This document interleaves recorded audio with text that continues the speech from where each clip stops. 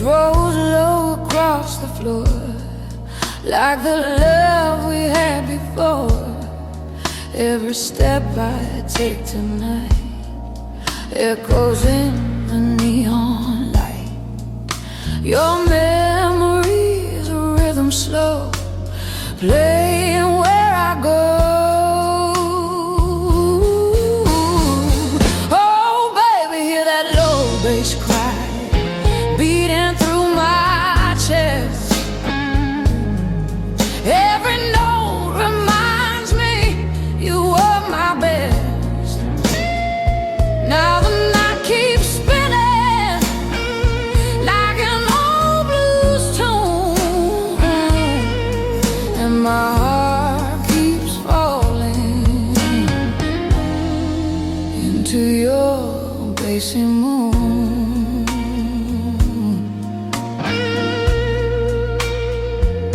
That guitar sings a broken line, like your lips against mine.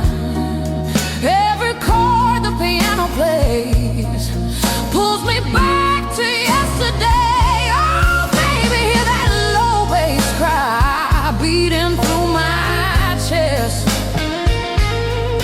Every note reminds me you were my best. Now the night keeps spinning like an old blues tune, and my heart keeps falling into your bassy moon. Love like ours don't fade away, it just turns into the blues. And every bar I sing tonight still belongs to you. So let that bass keep rolling slow through the midnight air, 'cause every lonely blues I sing still finds you there.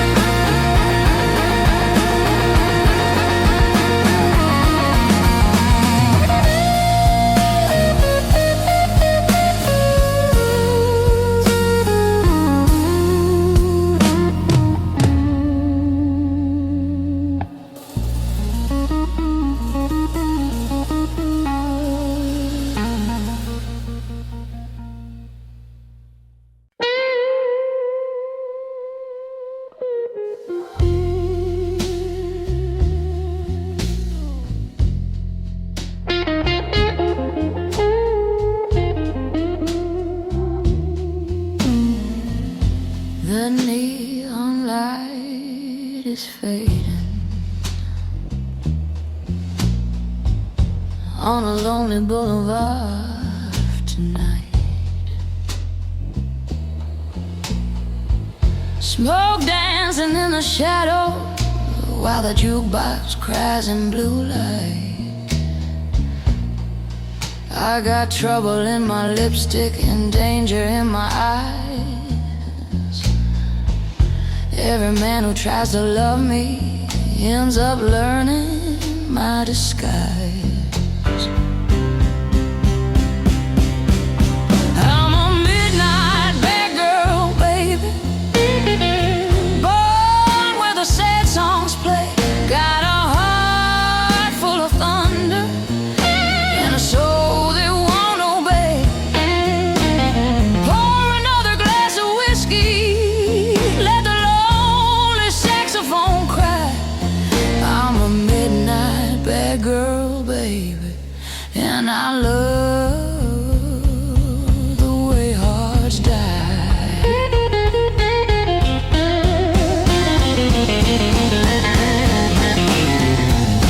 The bartender knows my story, but he never says a word. Just another broken lover, lost inside a bluesy world. Your sweet promises are fragile, like a glass about to fall.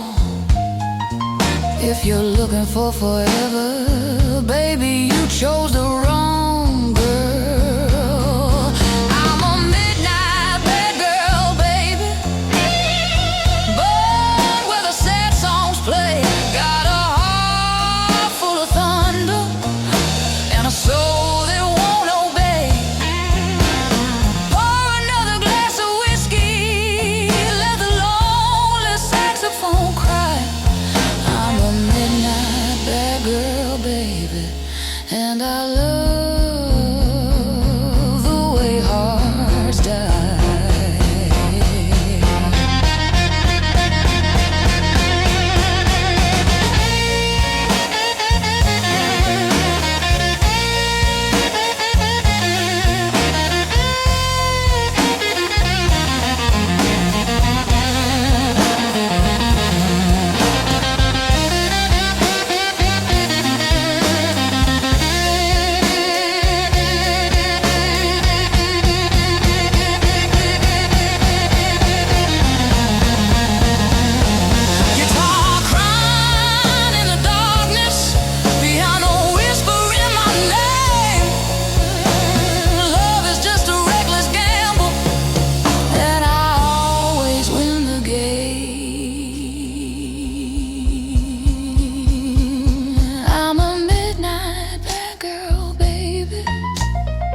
Queen of every broken bar. If you follow where I'm going, you won't make it very far. So let the band keep playing till the morning burns the sky. I'm a midnight bad girl, baby, and I sing before goodbye.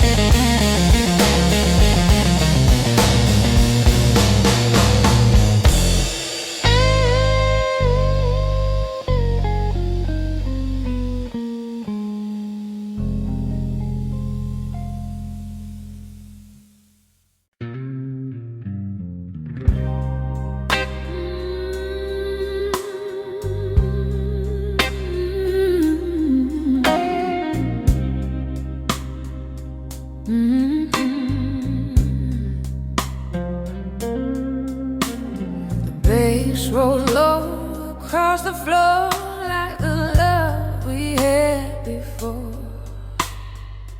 Every step I take tonight echoes in the neon light. Your memory's a rhythm slow, playing where I go. Oh, baby, hear that low bass cry beating through my chest. Every note reminds me you are my best. Now the night keeps spinning like an old blues tune, and my heart keeps falling into your bassy moon.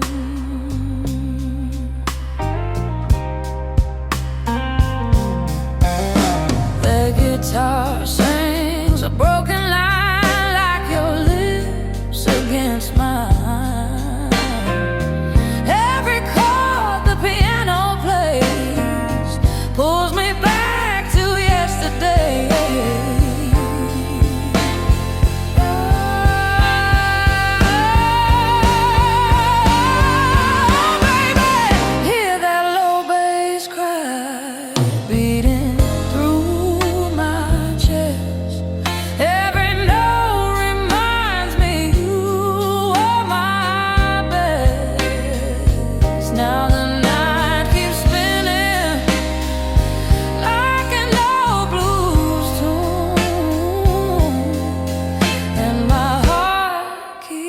keeps falling into your basic moon.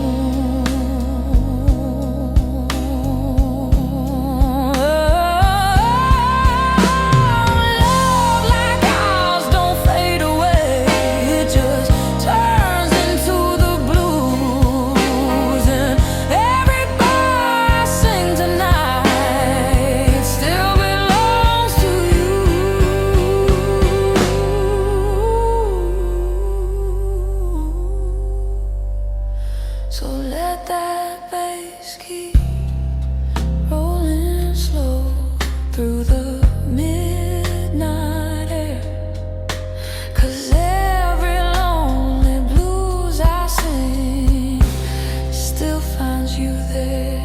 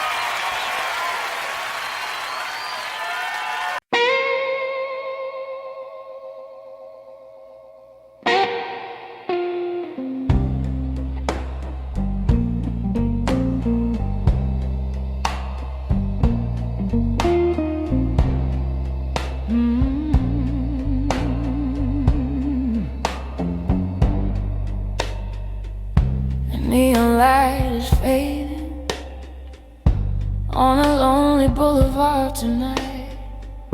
Smoke dancing in the shadows while the jukebox cries in blue light.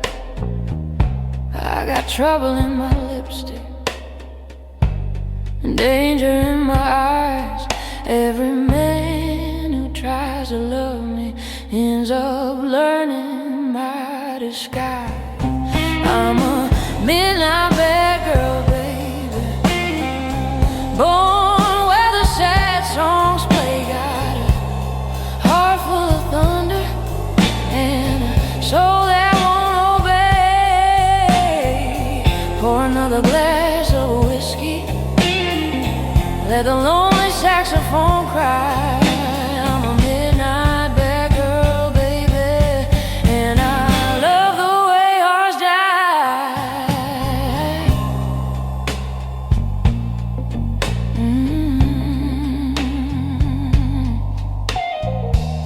The bartender knows my story, but he never says a word. Just another broken lover lost inside a bluesy world. Your sweet promises are fragile, like a glass about to fall. If you're looking for forever, baby, you chose the wrong girl. I'm a midnight bad girl, baby, born where the sad songs play. Got a heart full of thunder and a soul that won't obey. Pour another glass of whiskey, let the lonely saxophone cry. I'm a midnight bad girl, baby, and I love the way hearts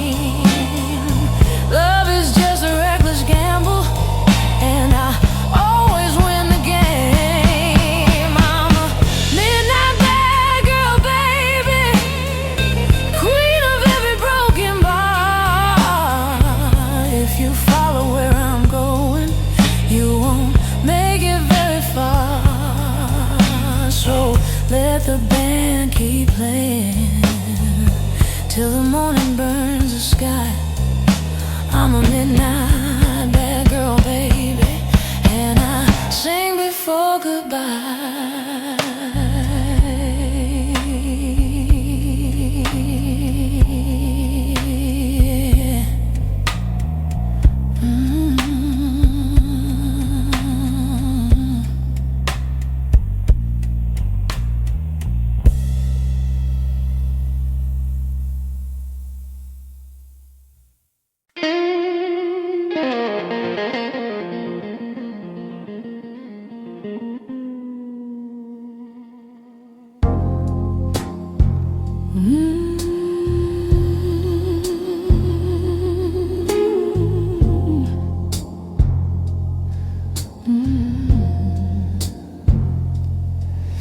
That bass keeps rolling through the night, like your footsteps out of sight.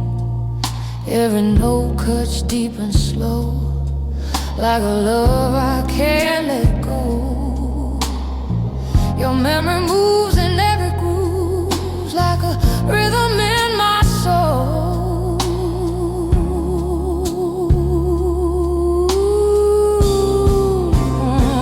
Oh baby, this heavy love blue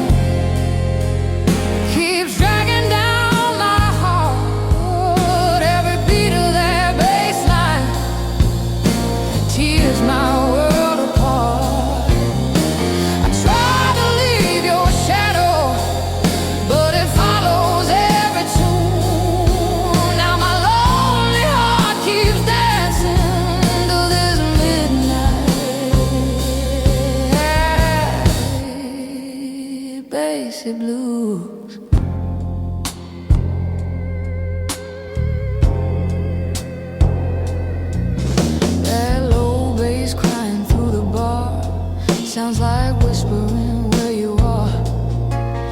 Every chord the guitar bends feels like love that never ends. Oh baby, this heavy love blues keeps dragging down my heart. Every beat of that bass line tears my world apart. I try to leave your shadow, but it follows every tune. Now my lonely heart keeps dancing to this midnight bassy blues.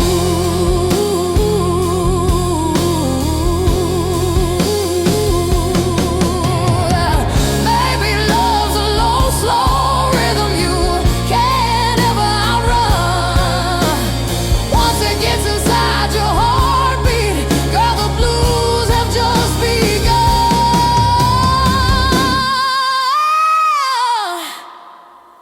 So let that bass keep rolling low. Let the whole world hear my pain. 'Cause every blues I sing tonight still whispers your name.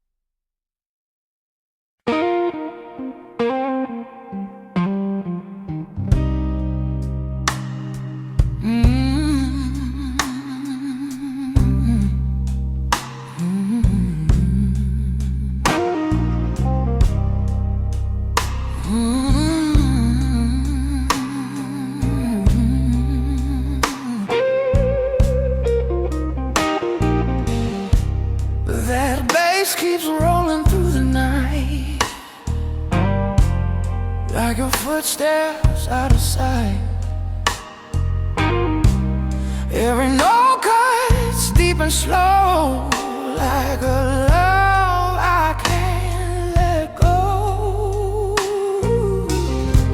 Your memory moves in every groove, like a rhythm in my soul. Oh, baby, this heavy love blues keeps dragging down my heart. Every beat of that bass line tears my world apart. I try to leave your shadow, but it follows every tune. Now my lonely heart keeps dancing to this midnight bassy blues.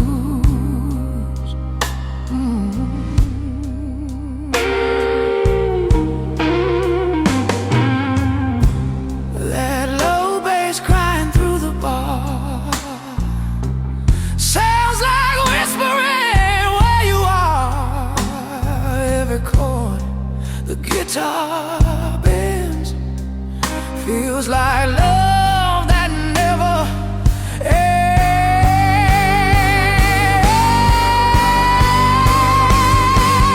Oh, baby, this heavy love blues keeps dragging down my heart. Every beat of that bass line tears my world apart. I try to leave your shadow, but it follows every tune. Now my lonely heart keeps dancing to this midnight bassy blues. Maybe love's a low, slow rhythm you can't ever outrun. Once it gets inside your heartbeat, girl, the blues have just begun. So let that bass keep rolling low. Let the whole world hear my pain, 'cause every blues I sing tonight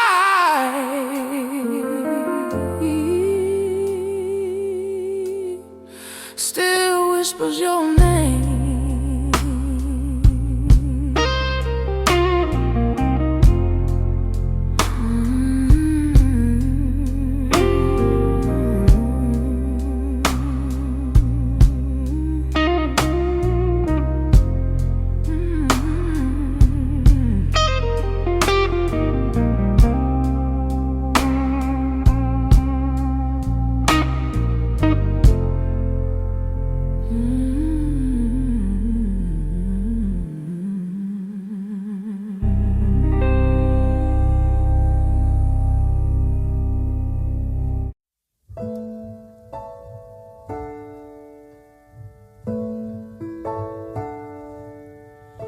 Ain't I got you on the back foot? And you know I got you really good. And there's something deep inside of me I got to be. And if you find it hard to follow me, if I lose you in my jet stream, then you only got to raise your eyes and see me fly. Don't tell me that I won't, I can't. Don't tell me that I'm not, I am. Don't tell me that my master plan ain't coming through. Do you tell me that I won't, 'cause I will. Don't tell me how to feel, 'cause I feel.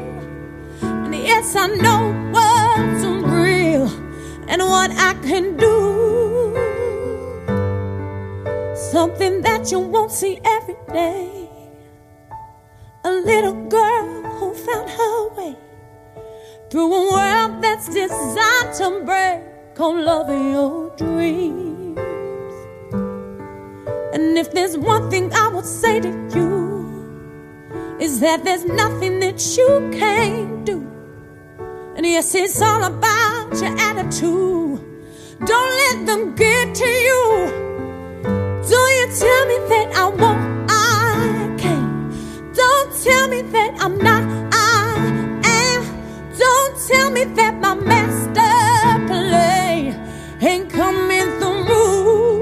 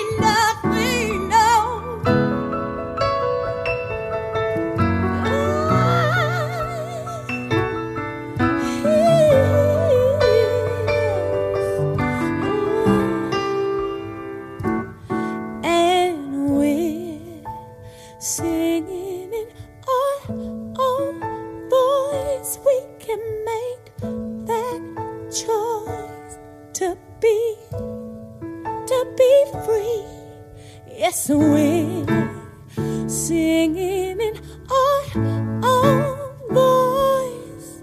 We can make that choice and be free now, to be free now. Don't tell me that I won't, 'cause I can. That I'm not, 'cause I am. That my master plan ain't coming on through. It's coming on through. Don't you tell me that I won't, 'cause I will. Don't you tell me, 'cause I know what's real and what I can do. What I can do. I say, you sing, alright now. L-U-V. I love it. I'm loving, yes I do. And there's nothing you can do here. Music. Ooh, L-U-V. I love it. I love it, I do. Yeah. So don't you tell me nothing. Ooh, ooh, okay. There ain't no use to sit and wonder why, babe. If you don't know by now, ain't no use to sit and wonder why. It'll never do somehow. Oh, when your rooster crows out the break of dawn, look out your window and oh, I'll be gone. Oh, and you're the reason I'm traveling on. Don't think twice, it's alright. Ain't no use in turning on your light, babe. The light I never know. Oh, now it ain't no use in turning on your light. I'm on the dark side of the road. Oh, now I'm thinking and wondering, walking down the road. Oh, I once loved a man, a child, I am told. Oh, I gave him my heart, but it wanted my soul. Now don't think twice, it's alright. Ain't no use in calling out my name, boy, like you never done before. Oh, now it ain't no use in calling out my name now. I can't hear anymore. Wish there was something you might do or say, oh, to try and make me change my mind and stay. Oh, but we never did too much talking anyway. Now don't think twice, it's alright.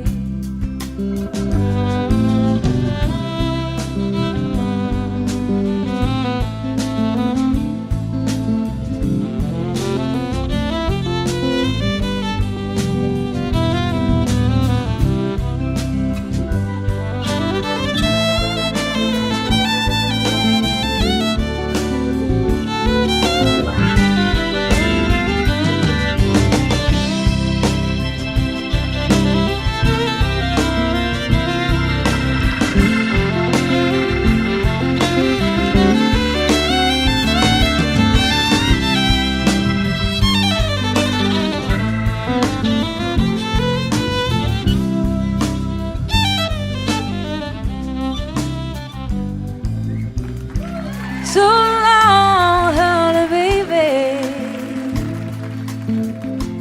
Where I'm bound, I can't tell.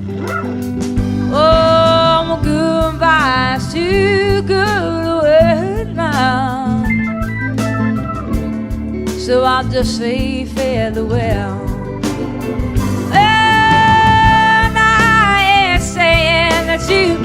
treating me unkind. Oh, you could have done better for love. I should have don't mind. Oh, you just kind of wasted all my precious time. Now don't think twice, it's alright. Oh, you just kind of wasted all my precious time. Don't think twice, it's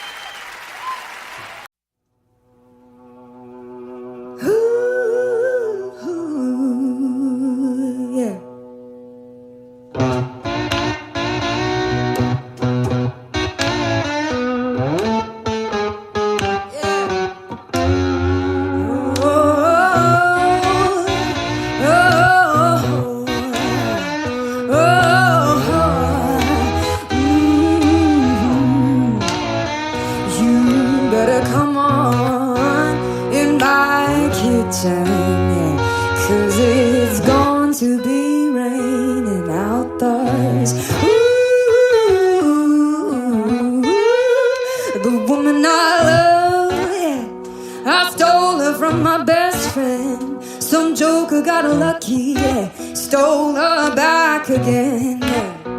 You better come on in my kitchen, hey, 'cause it's going to be raining outdoors. Ooh, the woman I love, yeah, I stole her from my best friend. That joker got lucky, yeah, and stole her back again.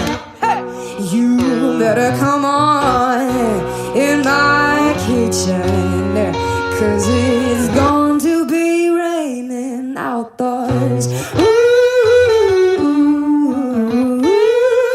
oh,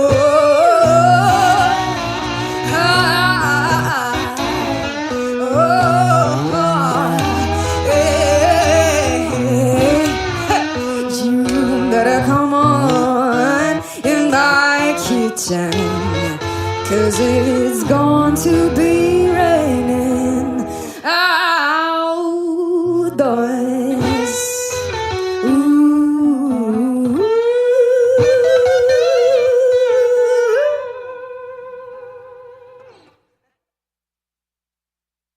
Ooh.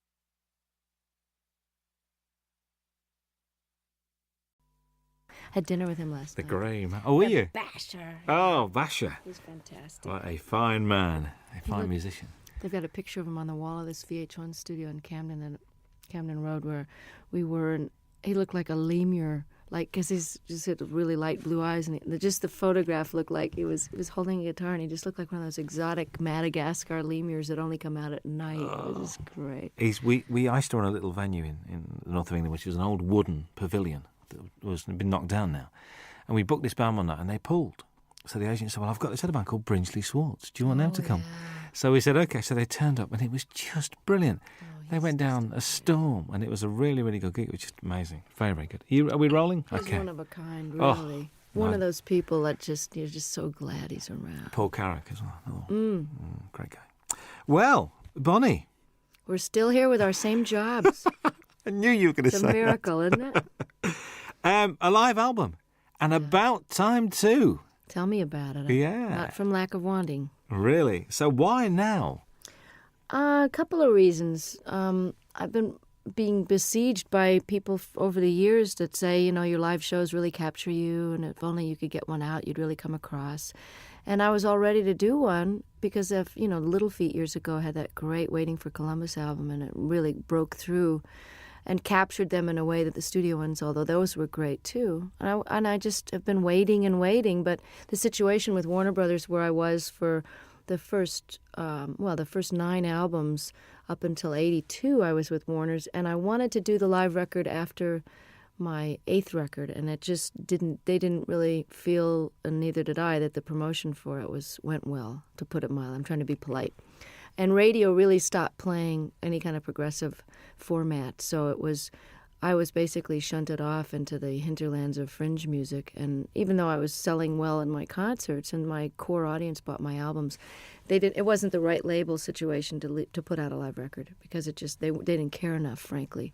So it took me a while of waiting to get on a new label, and then God knows, after the Grammys hit, things have been really great with EMI Capitol, and I wanted 3 studio records under my belt to draw from great songs that people would be familiar with. And I've been basically planning to have this lineup of guests for a long time now, and finally I've got the great band that can play the songs as well as the ones that play in the studio, because most of them are the ones that are on the records. Indeed. I can't believe that these friends just happened to be around. There must have been a lot of phone calls going out to get all these guests on this album. Well, you've got to plan, because people's schedules are way in advance. I mean, I know what I'm going to be doing 5 years from now almost. So everyone's booked, and everybody's got their own album schedules. And Jackson said, I'm going to be recording, but it's if you can film and record in California, I bet you I can fly up for the day. Hornsby had already made room in his schedule for me. And this was planned in March in order to secure the mobile truck. The concert venues go on sale, at least a couple of months before. And, of course, the film crew, we had 9 35-millimeter camera, film for 2 days. So, that's almost $1 million type of proposition just for the film alone, to film the 2 nights. And so, yes, it had to be way planned and approved and paid for in advance.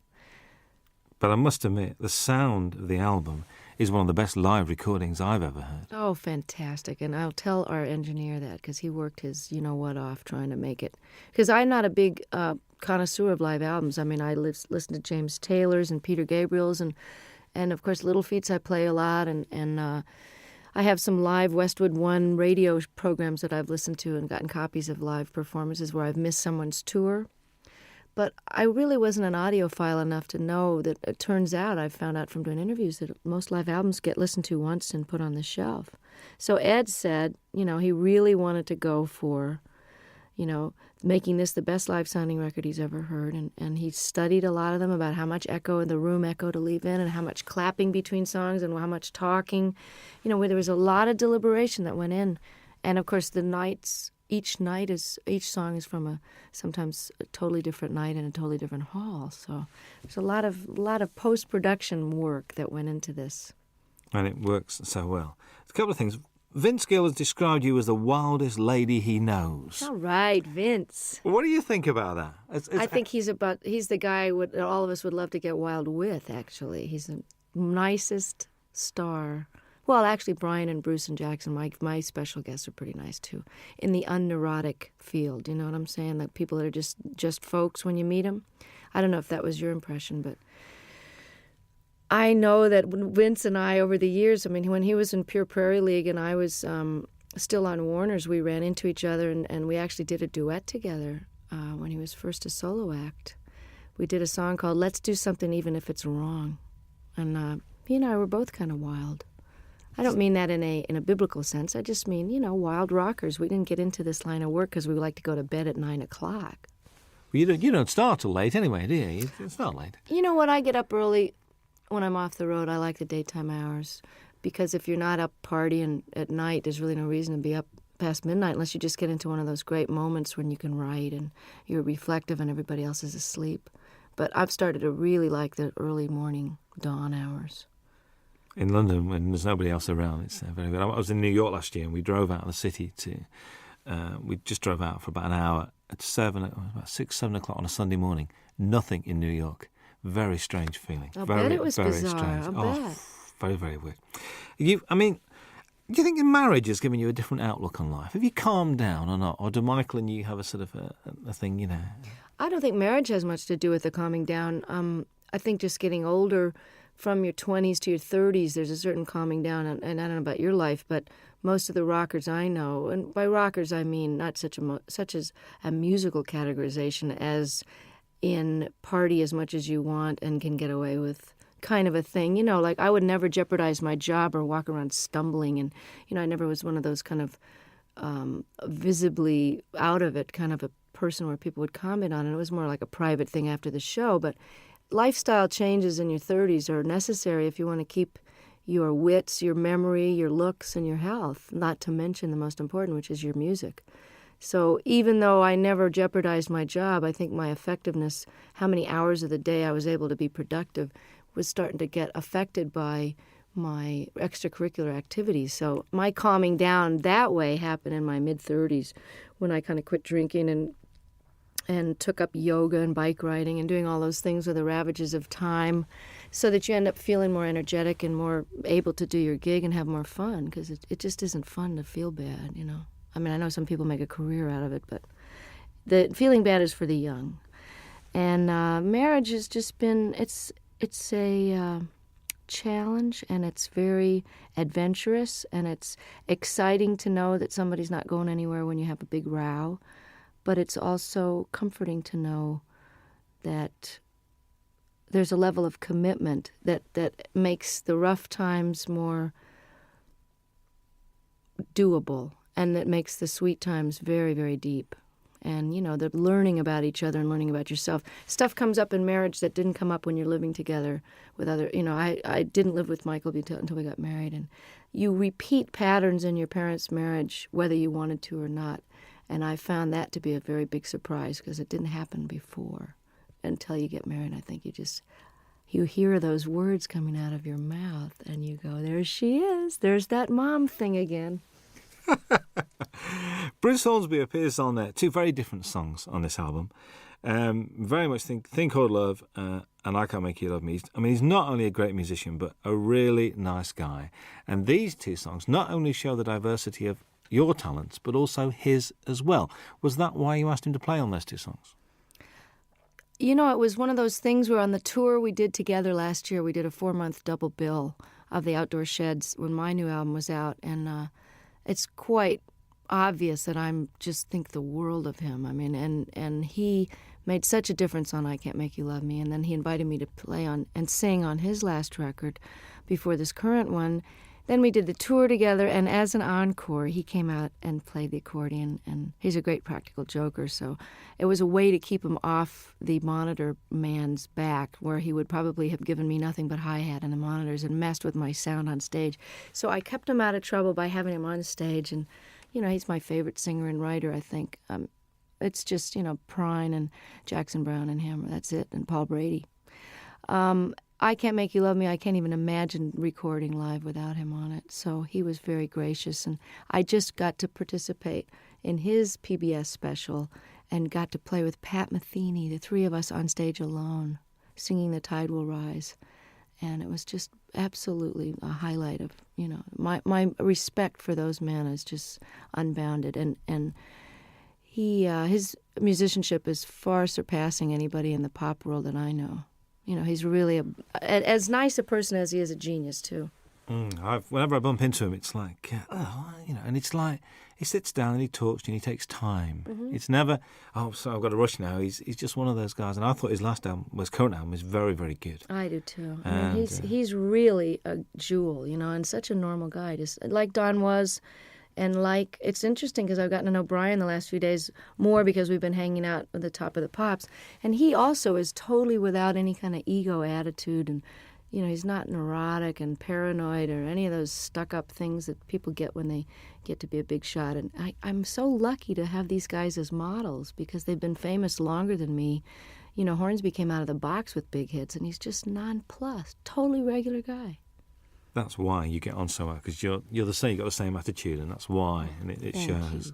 I reckon this record's great to listen to when driving. I mean, I've been driving around listening to this. I think it's brilliant. God, I'm so glad. You know, it's so new that I haven't had reviews yet. So this is it. Give it to a friend. So go and drive around, listen to it, and it's great. A song on it, Shake a Little.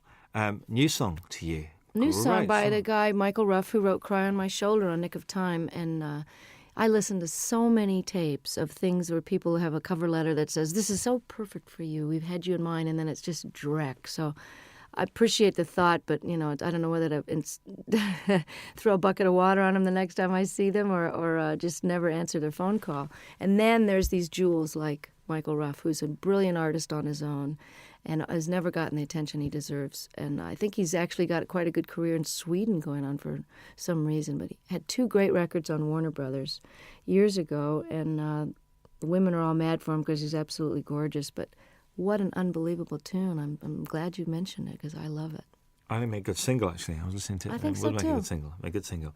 Matters of the Heart is haunting. I mean, that's one where I think you mentioned this capturing the audience. You could hear a pin drop in that auditorium. They're all there as one, I think. I mean, was And that... hadn't heard the song before, too, so that No, was really which is great. like, ugh.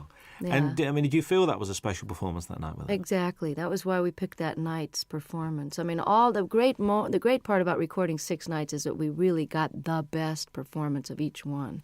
It was hard to choose sometimes, but there was always one that had that pathos and a unity of, you know, whether it was a spontaneity or just not thinking about it. Everybody forgot about the tape, and the audience, for whatever, it's almost like a great meal or making love. You know, there's just that one evening where it's that you're doing the same thing with your lover that you've always done, but it's just fitting and feeling perfect. And that this track has got a soulfulness to it, kind of a Ray Charles thing that, you know, Michael McDonald is an incredible writer and singer. So the fact that to wrap myself around one of his songs like this is, you know, you're as good as your material. And like I Can't Make You Love Me, this is one of those classic songs.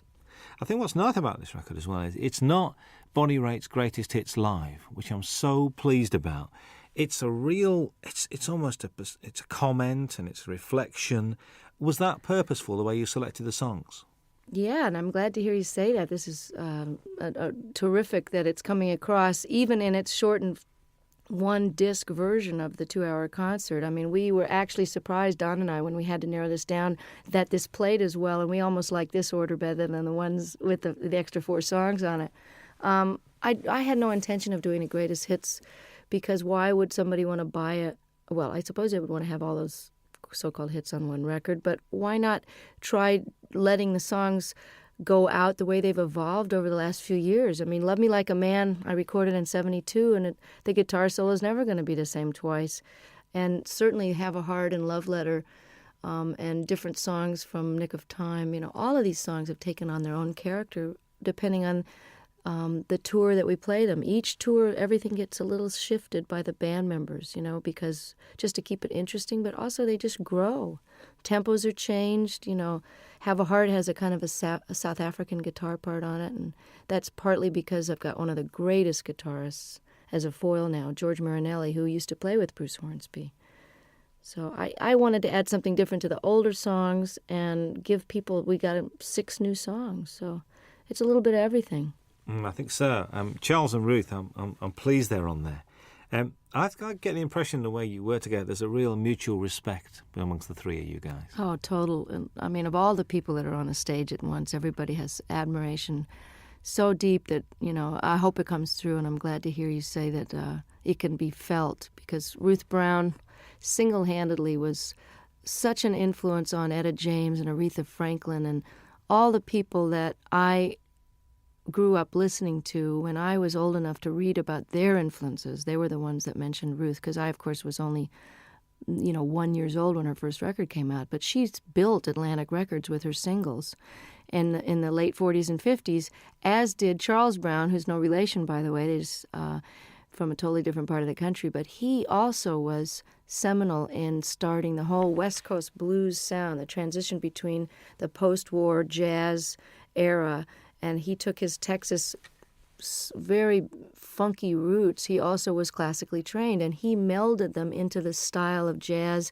with the Art Tatum flavor and the beautiful classical music, to where Nat King Cole became famous based on the music that Charles Brown was doing.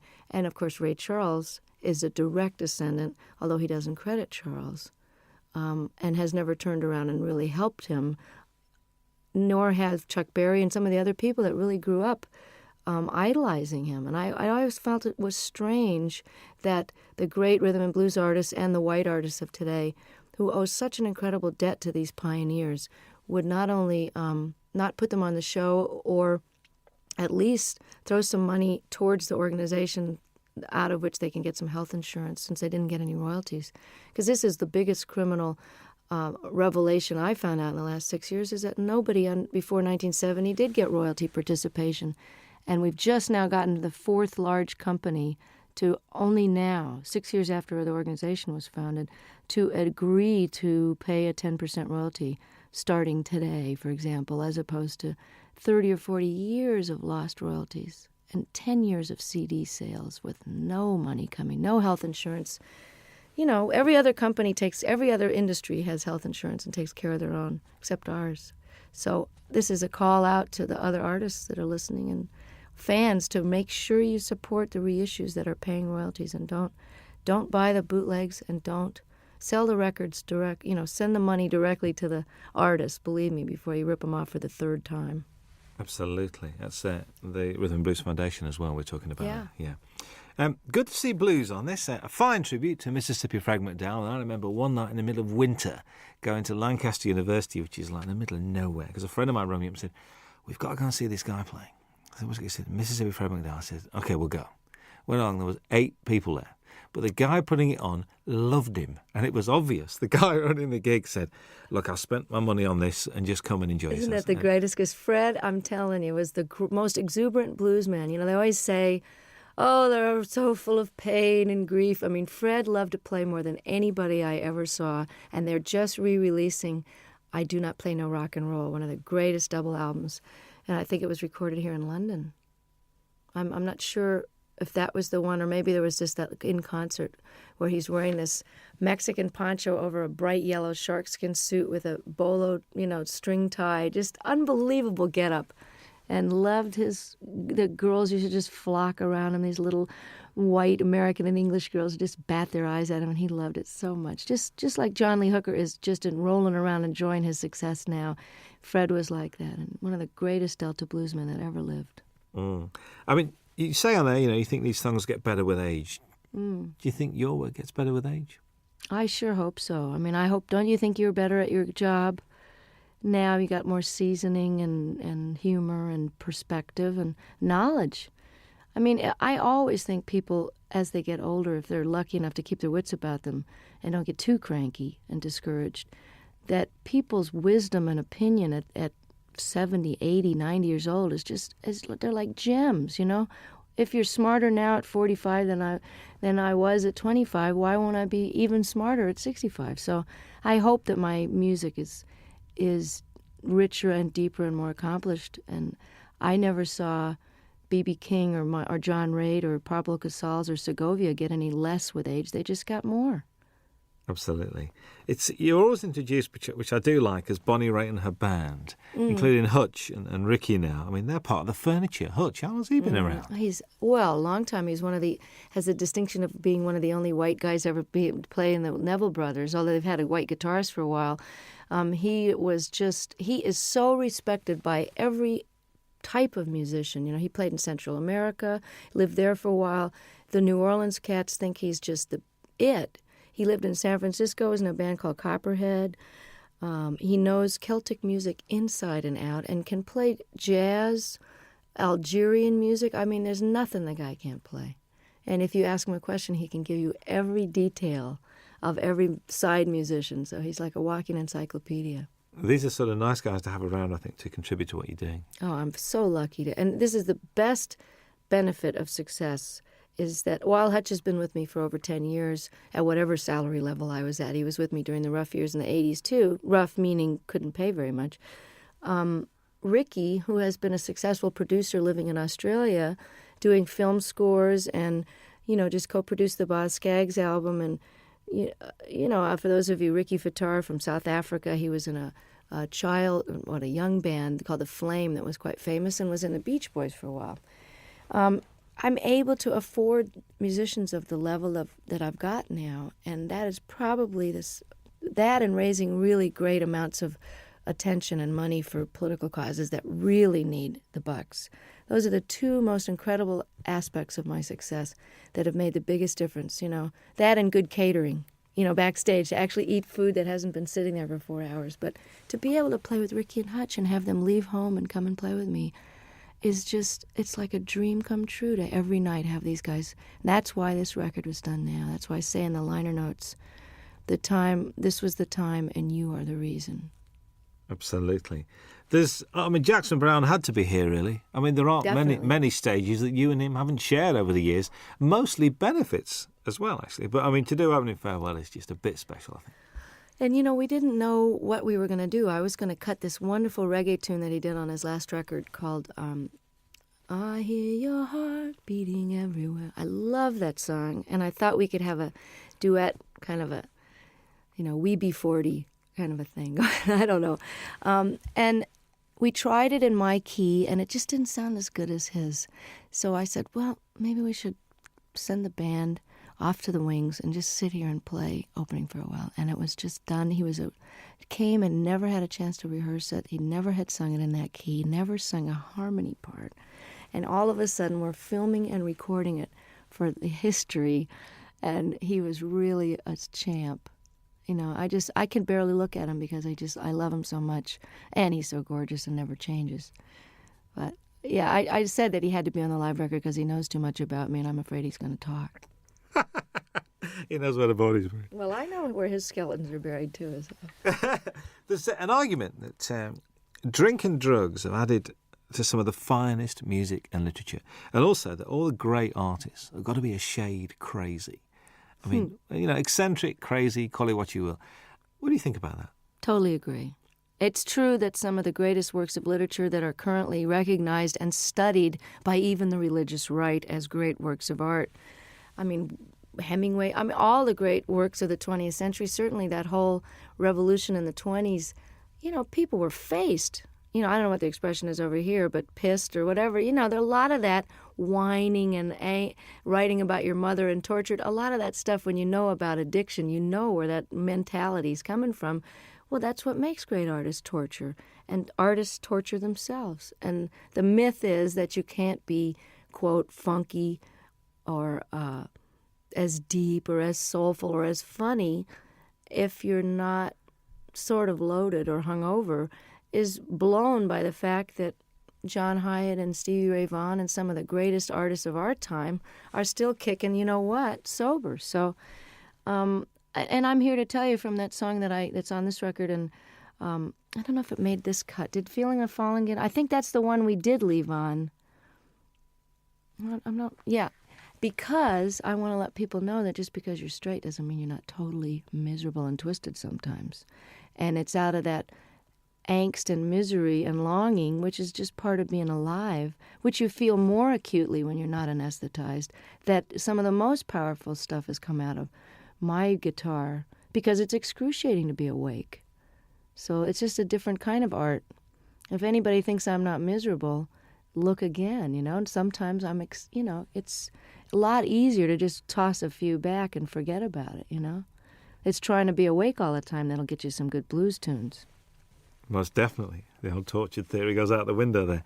And there's this song with Bryan Adams. I mean, what's the story behind this? Did you call him or did he call you? Or if someone was to say to me, okay, you got a new album coming up, and, you've been on the road with Longing in Their Hearts, and you have this ballad here, and you found this Michael Ruff song, but you know what I'm really missing as a rocker? I just wish somebody that I really love would call me up.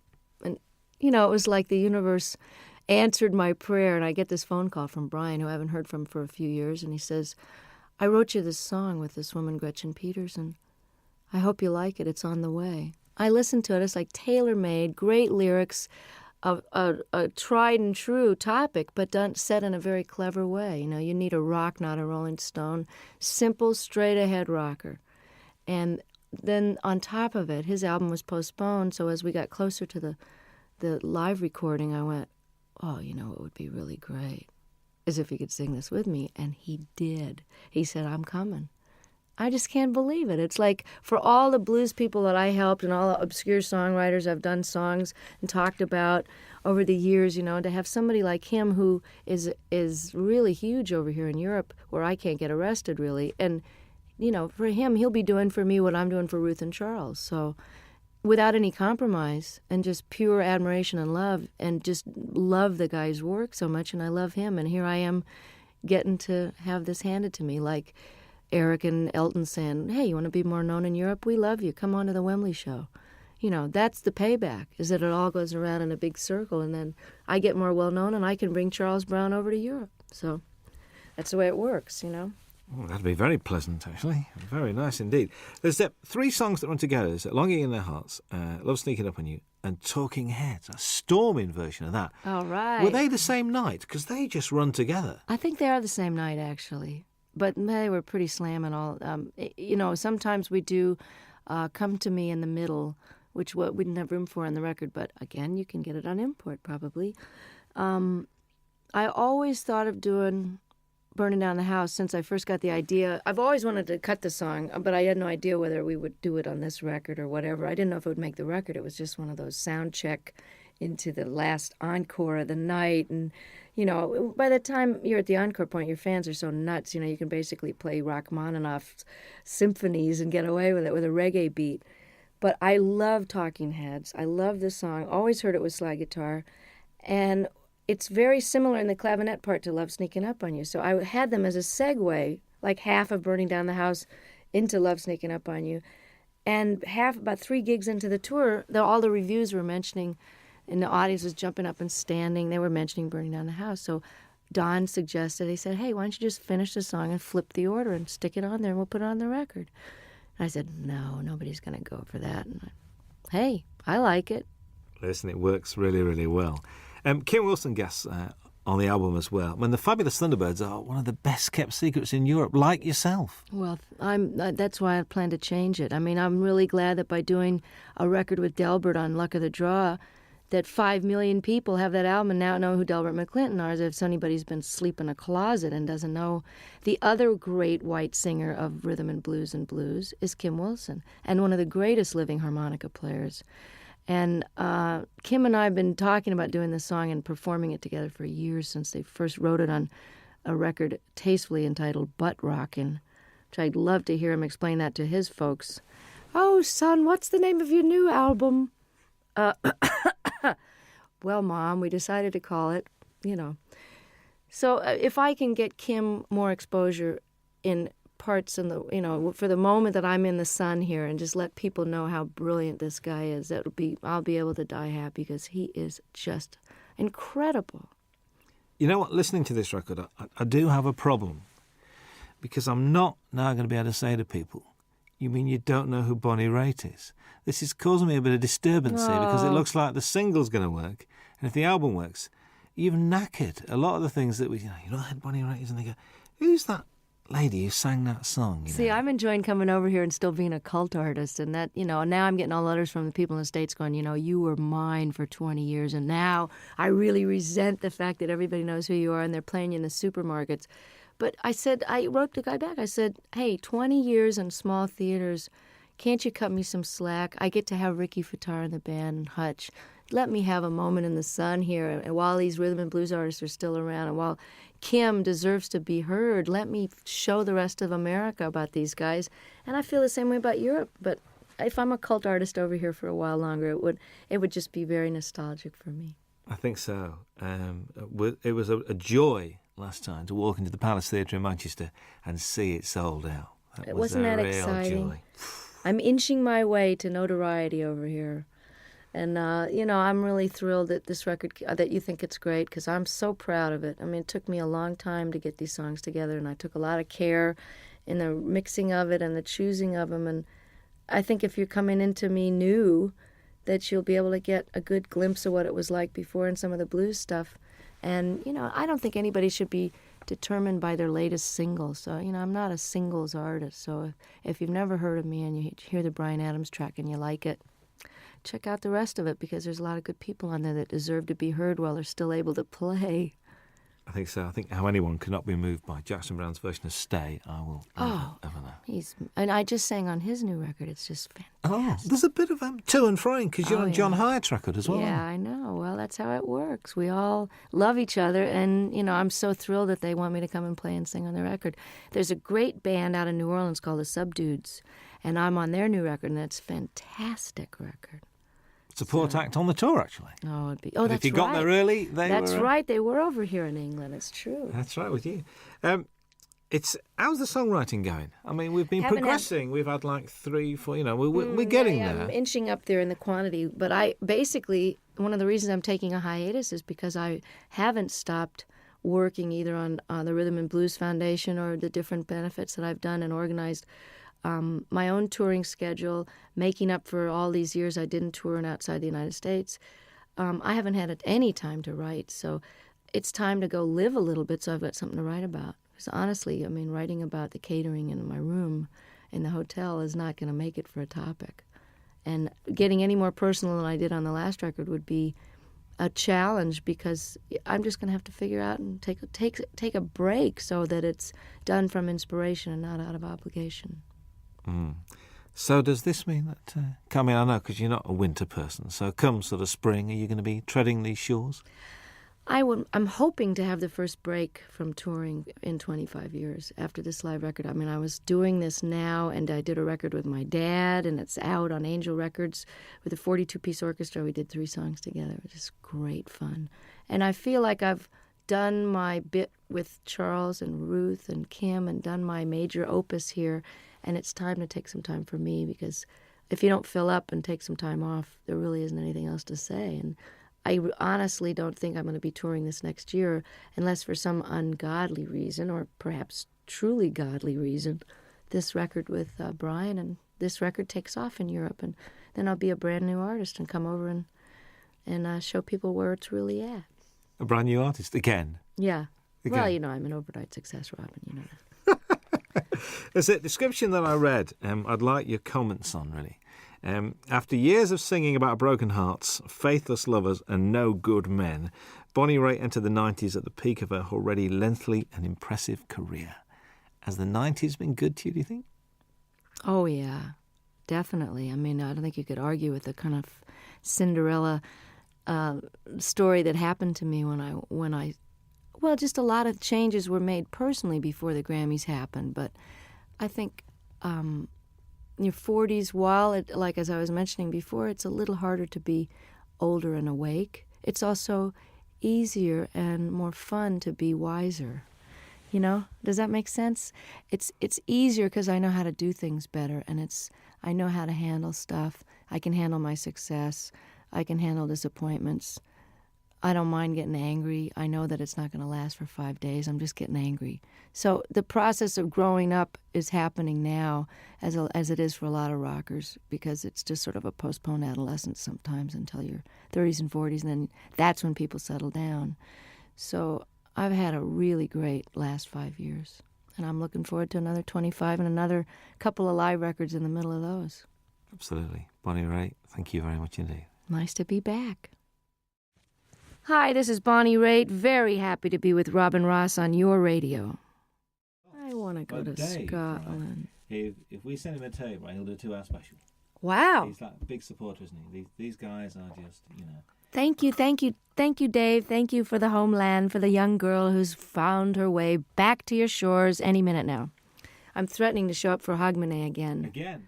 Oh, well, tell people God. This time, will you? See, I'm the only one that remembered what happened those 3 days. The entire country was out of their minds. But the studio was. I'm coming back with a video camera because nobody in America believed it. They had some sort of sponsorship. They had little bottles of booze on the table, and there was 65-year-old people just totally clapping and yahooing it up, which is a little glimpse of what a Crosby, Stills and Nash audience is going to be like in 20 years.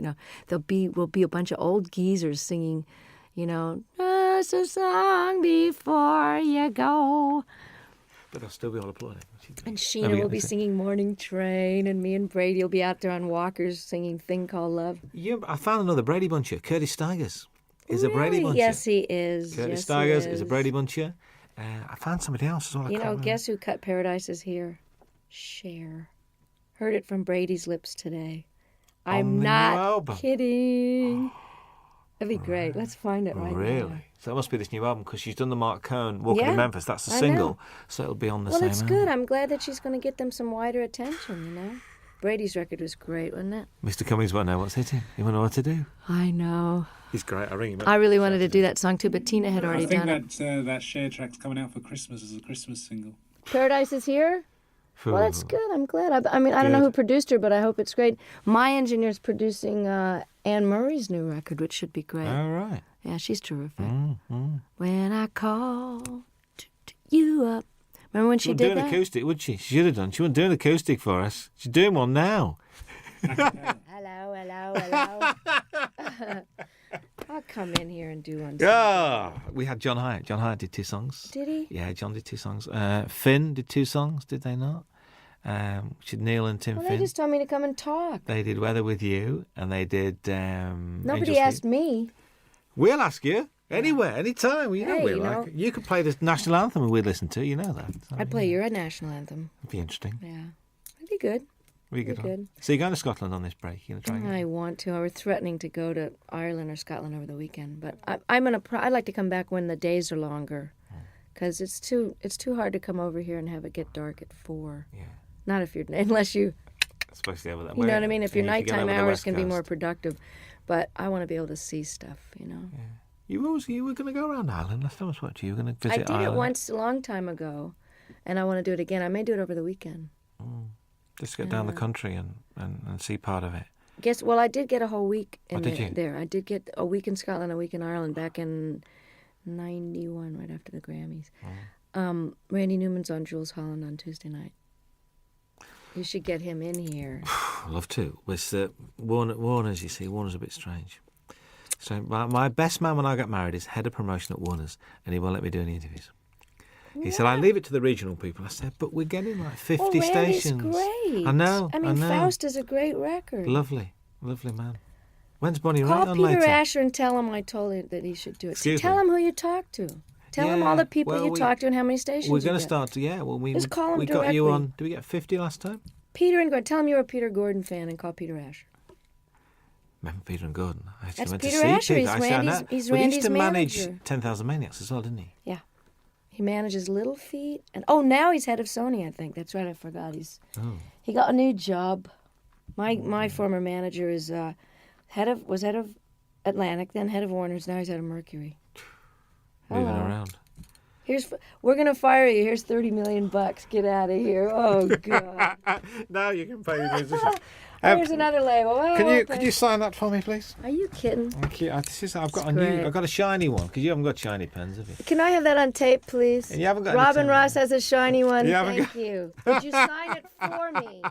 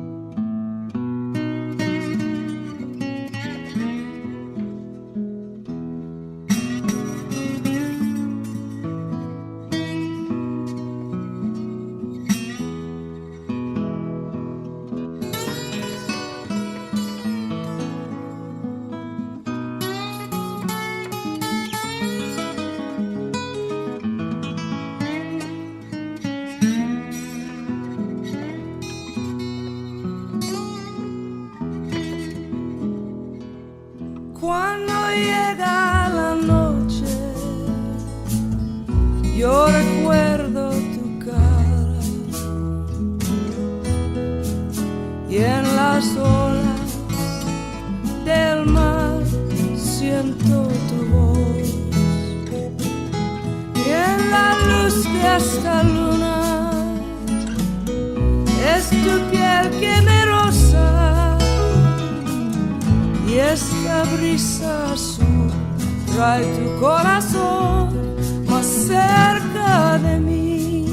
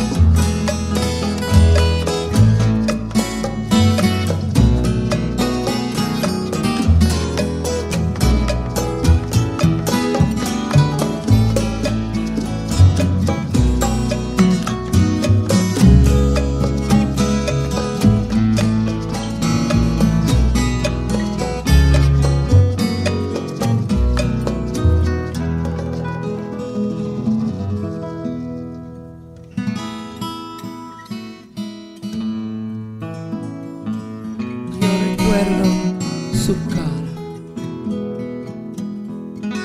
y en las olas del mar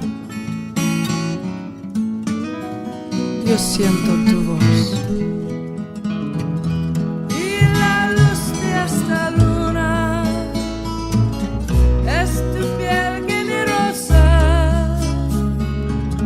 y este brisa azul trae tu corazón más cerca de mí. Esta brisa azul trae tu corazón más cerca de mí.